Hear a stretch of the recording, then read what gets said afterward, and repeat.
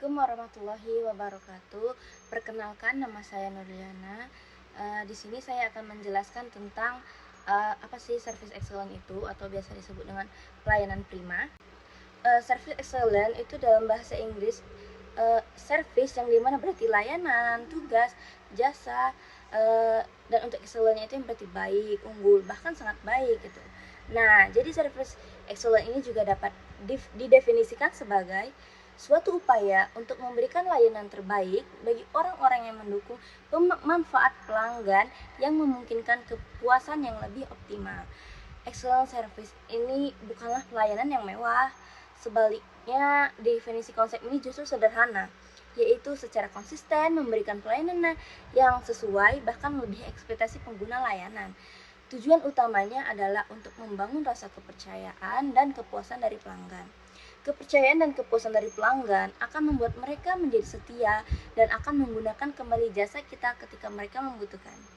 Pelayanan dapat disebut prima jika pasien sudah merasa puas dan sesuai dengan harapan pasien. Nah, lalu bagaimana caranya agar pasien bisa merasa puas gitu? Itu bisa dengan cara kita bersikap ramah, tepat, cepat gitu, melakukan pengambilan sampel cepat gitu, langsung dapat. Lalu sopan santun ya penting. Lalu kita harus bisa membuat pasien itu merasa kita menganggap pasien tersebut dan kita mementingkan pasien tersebut. Nah, dengan itu semua yang telah kita lakukan, pasti pasien merasa sangat puas dan mengetahui.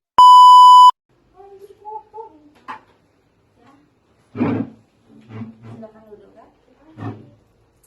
Oke, pemeriksaan darah lengkap ya. Sebelumnya boleh bantu sebutkan nama dan tanggal lahirnya. Nama saya Fiona Febriani, tanggal lahirnya 14 Februari 2000. Untuk memastikan, untuk alamatnya boleh disebutkan juga. Alamatnya di Pong ya? Oh, jauh banget ya kak. Naik apa ke sini kak? Naik MRT. Mantap-mantap. Oke. Sebelum itu pernah ada ngambil darah nggak? Udah. Berarti udah nggak takut sama jarum suntik? Enggak. Jadi kita ambil darah dulu. Ya. Setelah ini nanti baru akan ada diarahkan lagi sama perawat di depan.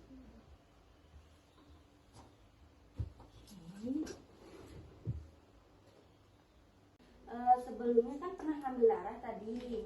Biasanya diambil di mana? Sebelah kanan kiri bisa enggak? Kita coba di kanan dulu. Oke, sebelumnya boleh tolong dibantu angkat tulangan kanannya kak, sampai siku aja. Oke, kayaknya nggak takut jarum suntik nih kan? Enggak, aman. Yang benar. Iya.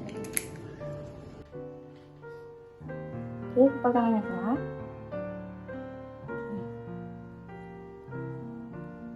Benar kan kakaknya nggak takut? Diam kak, tegang ya? Geli ya? Oh geli. Geli ya kak nih ya? Oke, relax ya kak. Tarik nafasnya. Buka kepalan tangannya kak.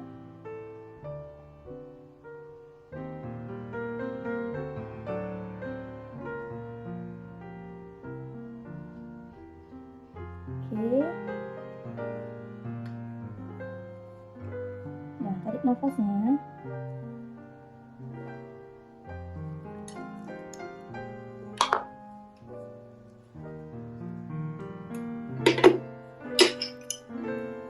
Sakit kak? Biasa. Aman ya berarti? Berarti nanti setelah ini kan belum ada arahan lagi atau dari depan. Berarti nanti bisa ditanyakan di perawat yang ada di depan setelah ini gimana. Dan nanti untuk hasil labornya bisa diambil setelah sekitar 60 menit. Sekitar 60 menit pengerjaan. Setelah itu kakaknya boleh kesini lagi.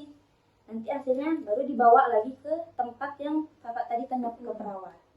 Oke, makasih ya kak. Oh ini belangkonya nanti dikasih lagi ke kakak perawatnya ya. Oke. Dan dari praktik yang telah saya lakukan tadi, di mana pasien datang dengan membawa belangko di mana belangko tersebut telah di checklist untuk pemeriksaan apa saja yang akan dilakukan. Nah, setelah saya membaca pemeriksaan apa saja yang akan dilakukan, saya bisa tahu sampel apa yang akan saya ambil dan berapa jumlah sampel yang harus saya ambil. Nah, pasien tersebut membawa belangko dengan pemeriksaan yang telah di checklist atau ditandai itu darah lengkap.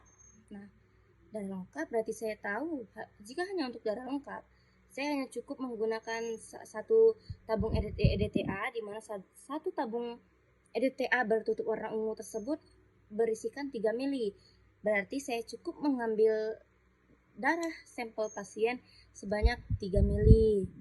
Dengan berkomunikasi, dengan menanyakan apakah pasien tersebut telah pernah disuntik, takut jarum suntik atau yang lain-lain, berkomunikasi agar pasien tidak terlalu tegang berhadapan dengan jarum suntik.